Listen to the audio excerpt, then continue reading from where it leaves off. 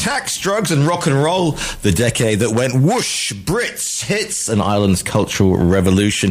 It's the story of how an influx of British pop stars in the early 80s was a significant catalyst to the miraculous transformation of Ireland. You thought it was all to do with the Celtic tiger economy as well.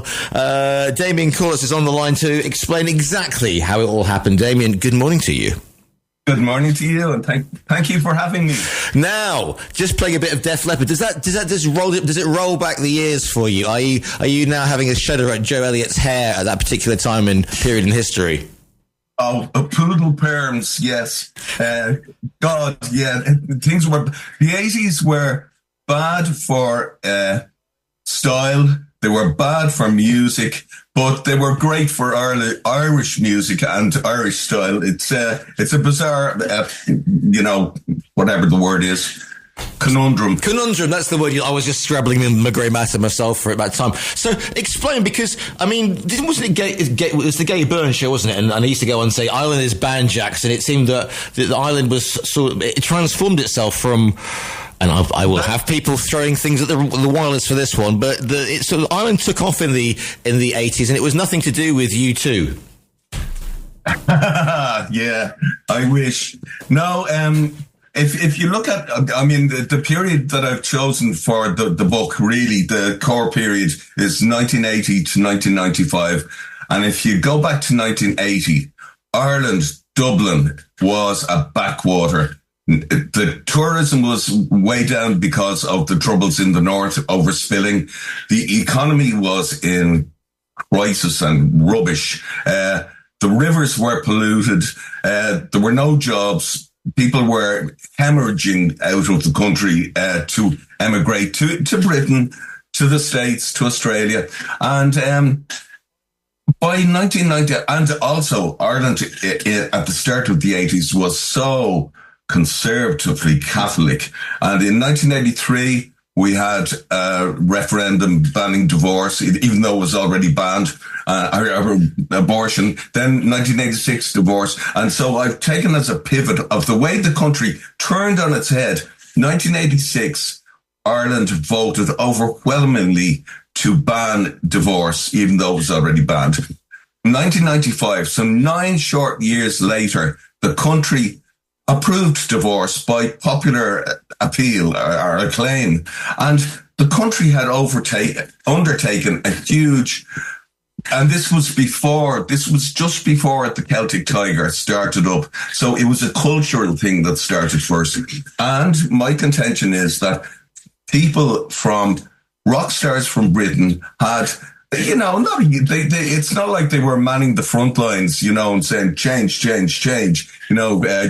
Elliott and the rest of them out there picketing, I don't know, Bord Fulcher. But the first one that appeared, the fact that they were here was an incredible vote of confidence to young Irish people who had been suppressed and repressed and thrown out of the country by a state that distrusted young people, distrusted youth culture, and really hated jazz from the foundation of the state. And that translates into hating pop music. So into this horrible, horrible situation, Francis Rossi arrived from Status Quo, and he was in a really bad situation as well. His marriage was on the rocks. Status Quo were on the verge of breaking up. They were all fighting with each other. He tells a brilliant story of where my boss, my future boss, in 1978, he brought over my boss, who was the editor of Ireland's only music magazine, to visit Status Quo's recording camp in Germany. And he was walking Niall, who was the Irish rep, through the thing, and this is John, the bass player, and this is the drummer, and Niall was saying, "Hey, this is great. You lot get on so well." And 2 seconds later, they were beating the crap out of each other, the members of Status Quo. So a couple of years later, Francis decided to come to Ireland on a tax year. And that is the operative thing that brought all these people here, tax. Yeah, I was going to say, it's not a case of Francis Rossi suddenly waking up one morning and, the light shining down from above and saying, the hand of the Almighty saying, Francis, thou shalt go to Dublin and emancipate the youth. It's a tax break thing, isn't it? Yeah, like St. Patrick did from, England or Wales or whatever, 1,500 years later, and he got a message from God, go back there and convert those Irish. No, Francis Rossi came for the tax breaks. There were two schemes, and I won't get too technical. One was an Irish tax exemption scheme, where if you stayed here long enough, you could just keep all your money if you were a writer. Frederick Forsyth was the most famous, Day of the Jackal, the Old Justified, blah, blah, blah. He kept all his money, a roaring, patriotic Englishman who just didn't fancy paying his taxes here or there. But anyway, so the other one that turned out to be the real draw to Ireland or driver from England was this thing called a 5-year trick. And it meant that if you were earning millions and millions and millions as a rock star or a pop star or whatever, you could stay out of the UK, stay beyond HM customs and revenue for 1 year out of 5, and you could amalgamate all your earnings from the 5 years into this 1 year outside of the grasp of HM revenue, and you just kept all your millions and millions and millions. Francis Rossi was the first to top this, and he arrived in about 1979, 1980. And the thing was, it not only revived his money worries, but it actually, he brought status quo over to Dublin. They discovered this place called Windmill Lane Studios, which is state-of-the-art, world-class, and was only doing trad and folk. And Francis Rossi went in there and said, hey, this is great. And so Status Quo recorded 2 big albums there, big UK hits. And then hot on their heels, Sting and Andy Summers of The Police arrived. And they were earning far, far away. They were on their way. They were already one of the biggest bands in the world, but they were on the way to becoming the biggest band in the world. Sting went out to Galway on the West Coast, had a wonderful time. He loved it, and he would have stayed. Andy Summers, I'll give you a quote from Andy Summers, Andy Summers hated the place. And there's a quote here from, instead of the pleasure of popular success, we were faced with the harsh reality of grey weather, bone-chilling damp, biting wind and bad food, and all to beat the taxman. And he wanted to be anywhere else but Ireland. And the thing was, Francis Rossi kept a low profile.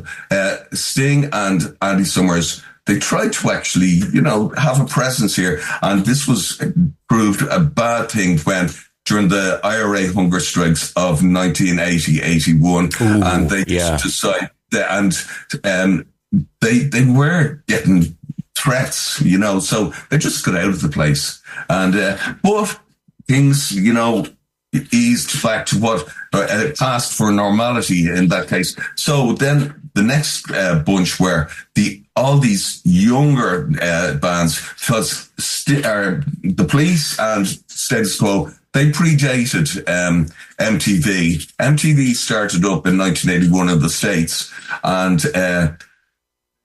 the Brits were, it sparked the second, what became known as the second British invasion of America. And basically, Americans did not understand. They had this brilliant MTV station, which ran 24 hours, demanded videos and videos and videos, and the Americans didn't understand video. So it was up to Duran Duran and Spandau Ballet and Wham and all these, and A Flock of Seagulls became huge in the States on the grounds, not on any musical excellence, but because they actually had the cop to make videos. And so they were MTV stars. So anyway, by 1983, 84, 85, all these newly minted MTV stars, and Def Leppard were the biggest of the lot in sales terms. And they were all sending their accountants around the world saying, we need somewhere to spend a year outside of 5 for tax purposes.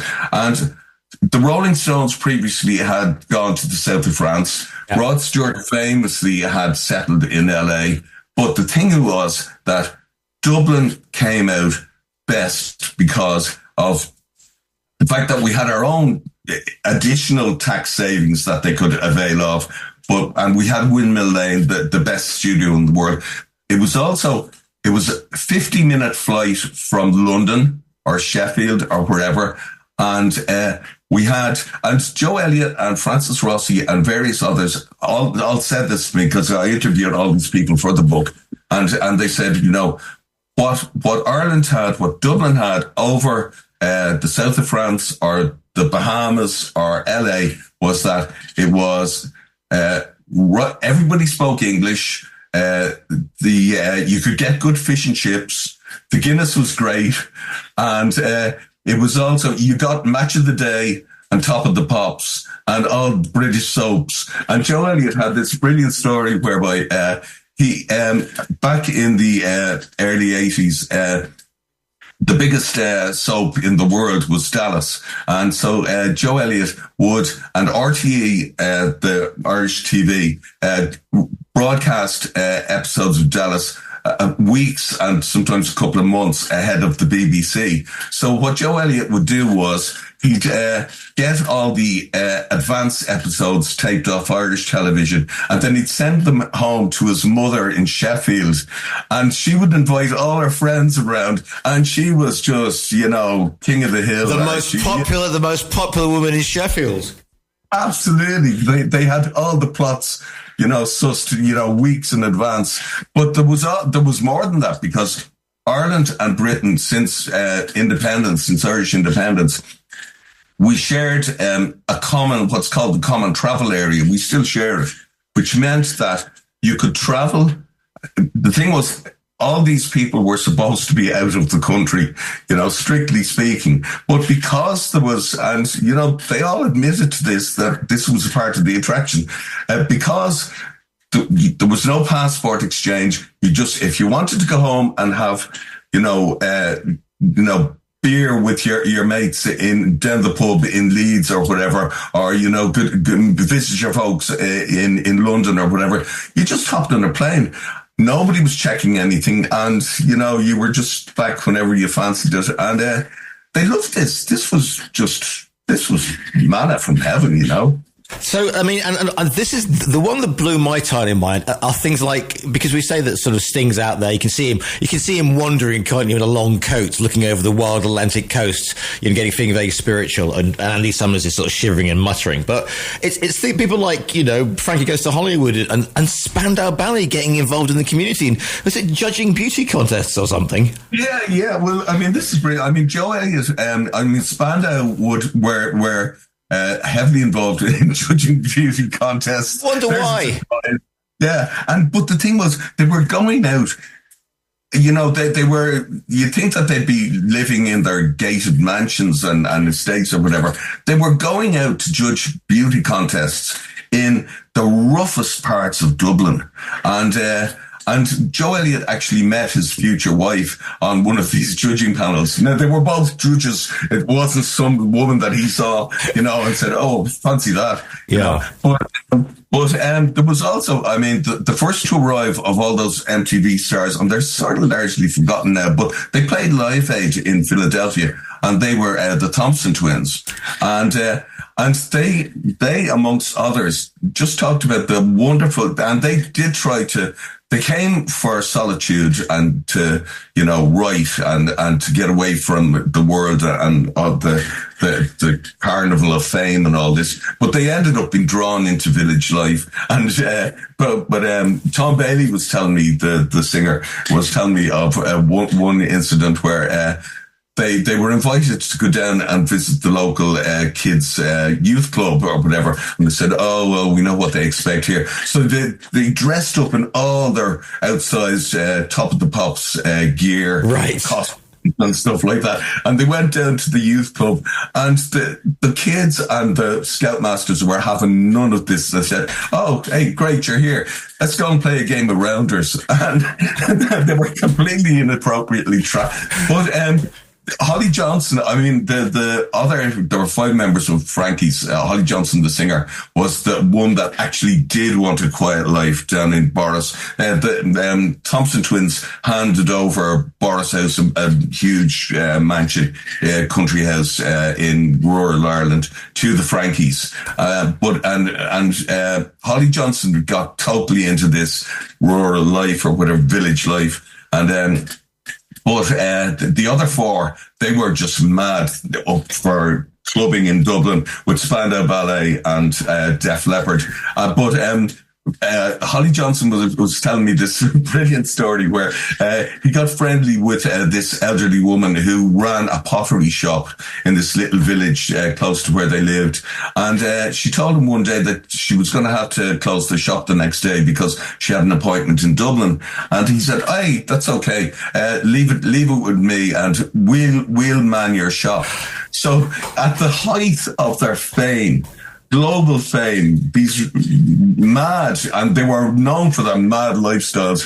Frankie Goes to Hollywood.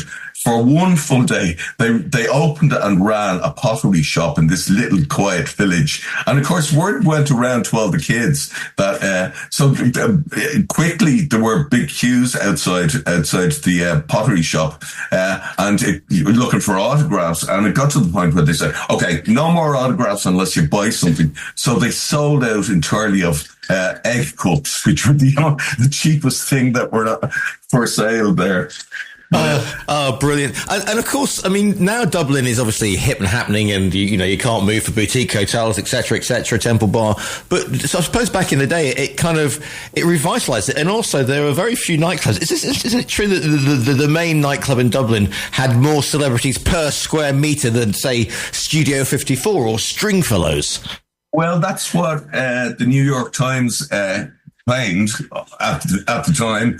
And I mean, it's probably an exaggeration, but I mean, on a given night, you might have, David Bowie went there, Mick Jagger went there, U2 were regulars, Def Leppard, Spandau Ballet, the Frankies, they lived there basically, so for a period. Ronnie Wood of the Rolling Stones, who came in on the tail of all those people and had famous parties just outside in his place, just outside Dublin. I mean, Ronnie Wood was he was the king of the pool tables in the Pink Elephant.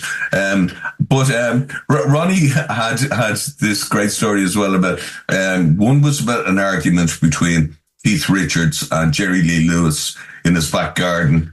And I'm not sure who won that, or if it was a draw. But he also said that Bob Dylan got up from dinner at one point during one of his famous parties there, and put on his overcoat and just walked around the back garden in mud, in wellies in mud, and Ronnie was saying, to look at him, he probably thought that he was walking down Madison Avenue or whatever. But it was a crazy time. And the thing was, they did. I mean, there was where they did actually. It all came, I was at this game, and it was just prior to the World Cup, the famous Hand of God World Cup of 1986, and.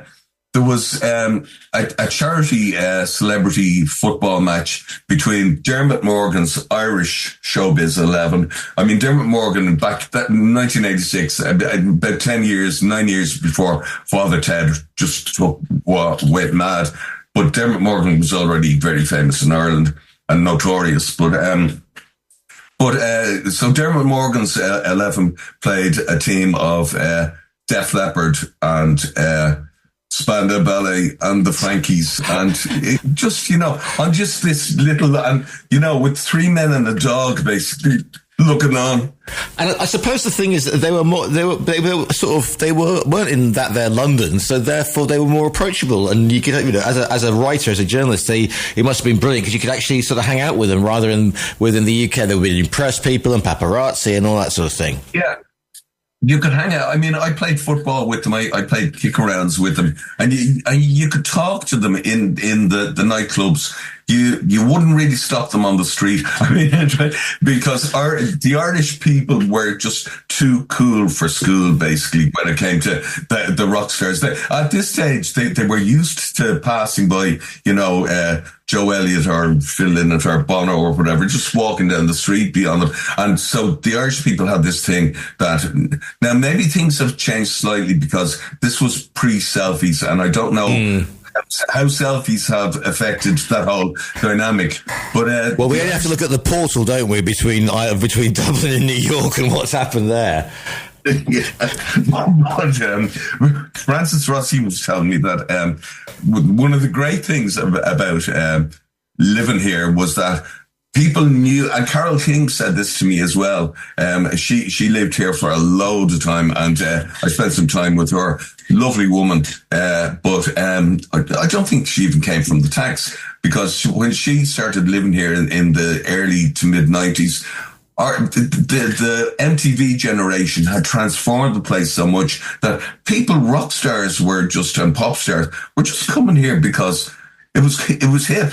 I mean, and that's why I'm saying it was their contribution pre the Celtic Tiger was. It was a cultural thing, but it sort of laid some of the ground for it. But Francis Rossi had a great quote where he said, because he was splitting his time between Dromoland Castle down in County Clare, very rural, and Jury's Hotel, which is in the centre of Dublin, very cosmopolitan and busy.